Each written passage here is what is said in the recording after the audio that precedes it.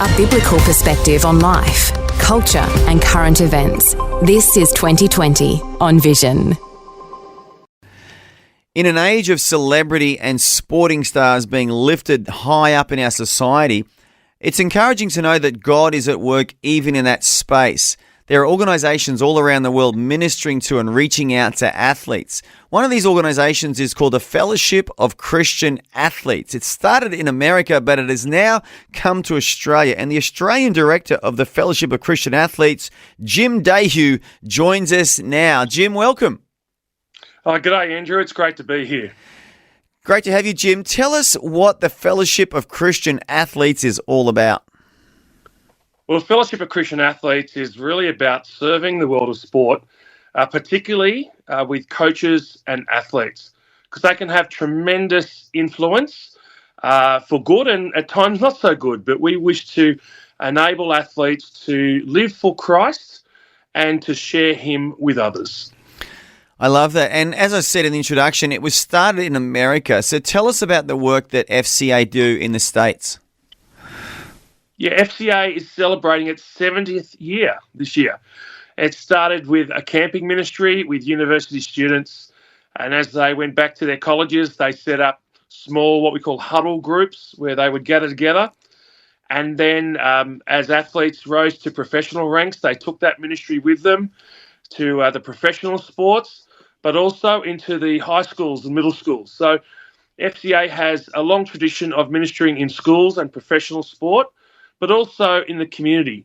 In fact, more recently, FCA has adapted as individual sports have become more popular. So your adventure sports, extreme sports, all these things that a fellow at my age probably doesn't participate in. But it's been great to see FCA adapt and continue to grow and impact the world of sport. Yeah, and here we are in Australia, which probably some would describe as a sports-loving nation. And we have many athletes, both professional and amateur. And, you know, it's encouraging to know, isn't it, that God's already at work in our sporting codes and both in the professional amateur ranks. Can you give us some examples of what people may not know, how God is reaching out to sporting teams and athletes in Australia already? Yeah, definitely. For a long time, probably over the last 30 years, I've been intrigued with the chaplaincy ministry that's been provided to both the elite and community level athletes. There are over 500 chaplains that work in various clubs across Australia, and that's been a tremendous encouragement to be the representation of Christ in those environments, and sporting clubs are crying out for more chaplains.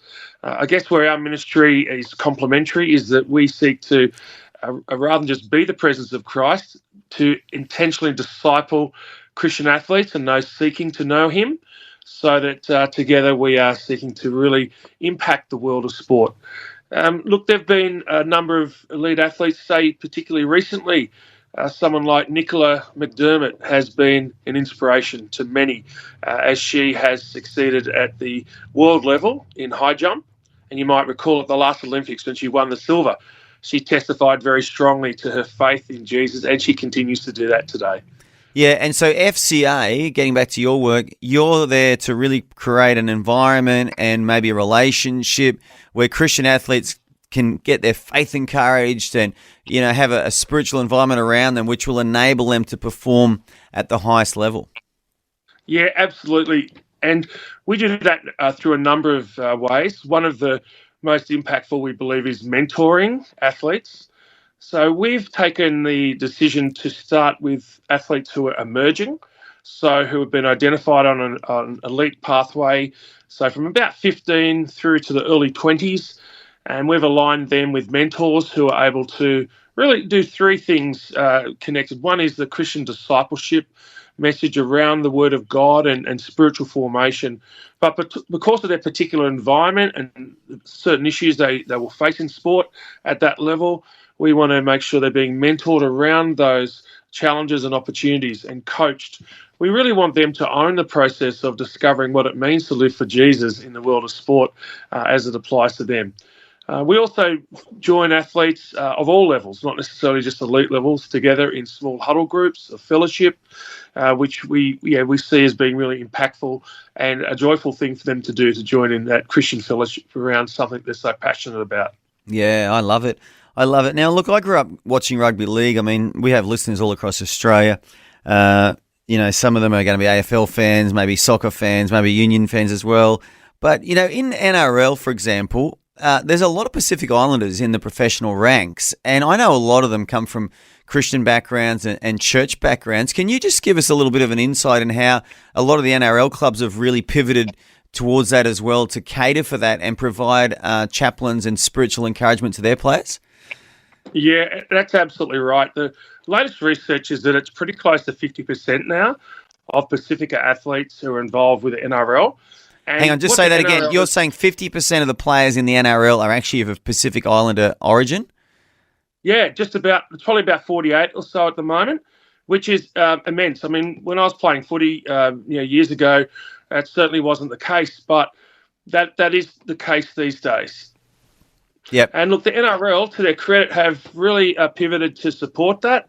They see that there's a particular need, a particular approach to the cultural identities that are shared by those athletes.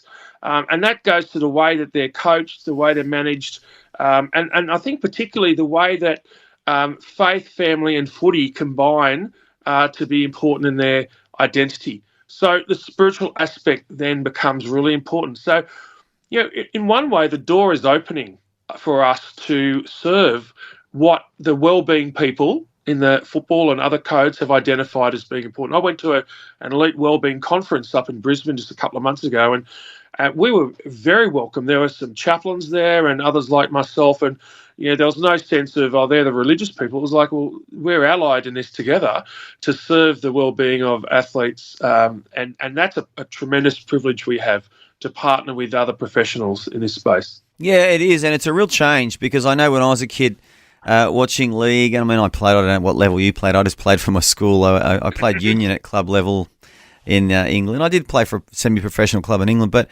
the local footy team, I won't mention which one, which is an NRL team. I know when they won the grand final one year, I think they went down the local pub and all stripped off nude and drank. And in those days it was a bit of a wild sport, wasn't it? And there weren't many Christians playing, I'm pretty sure.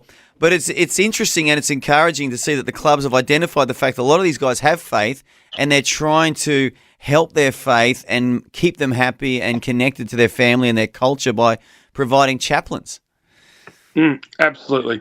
And the chaplains just become a part of the scene, and they're a trusted person who, one of the things that I actually did a thesis in this area in rugby league chaplaincy, is that they are a non-influential factor. So in other words, the chaplain doesn't determine whether they're playing in first grade or reserve grade the next week. They're a safe sounding board for the players, and oftentimes for the coaches and the club administration. So that's true. But I'll tell you a little example. I'm mentoring a young fellow who's 18, and he's starting to make his way at Manly in the rugby league. And he's a young fella, owning his faith, growing in his faith, and he's fully aware of the opportunities, but also some of the very distinct and difficult challenges he's going to face. So the mentoring for him is something that he's said has just been a real, a boost to him, incredible boost to him and his faith and his footy, and the other the family, his family have become connected to what we do. And that's what we're finding as we mentor these young emerging athletes.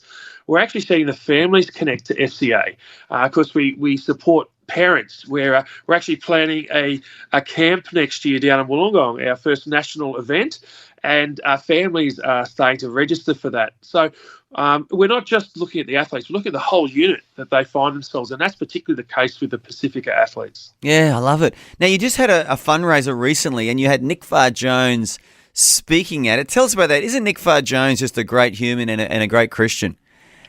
Yeah, he's an amazing guy. And look, when I was a younger fella, he was probably up in the hero status for me back in the early 90s when they lifted the World Cup in 91. But yeah, look, I reached out to Nick really early on, and I just wanted to share with him the vision for FCA. And And he's been really helpful for us in helping us to really think through what it might look like. And look, as soon as I asked him to come and speak, he was right there. He's very generous with his time. He does a lot of this type of thing. But just the authenticity of his lived experience, both as a rugby player, wasn't actually professional back then, it was amateur, but also in his professional life and in his charitable work he does. He's just really living out Christ in a robust, I guess one might say muscular Christian type of approach, where he's just the real deal. And he was very supportive. And what I really loved is he actually, during his talk, he reached out to some of those young sports people who are there and has offered to mentor them and to be, contact me if you need any help. So to have someone like that in your corner as an emerging athlete, how fantastic, eh? Yeah, absolutely. And for our listeners who don't know who Nick Farr-Jones is, he played rugby for Australia. He was the halfback. And like you, mate, he was one of my heroes. And I was in England, believe it or not, in 91. I must have been 3 years old.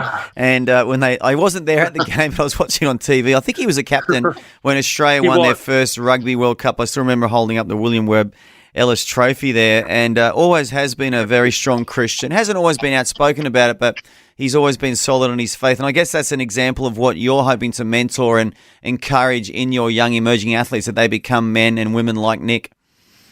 Yeah, absolutely. Look, whether they reach that standard or not, look, we believe we've actually got some athletes even now we're working with who will become high-level international athletes. Some that are already representing Australia in their various age groups. But we firstly want them to walk with Jesus as the number one thing in their life. And if they do that well, they'll have the credibility and have earned the right to speak individually and publicly about their faith.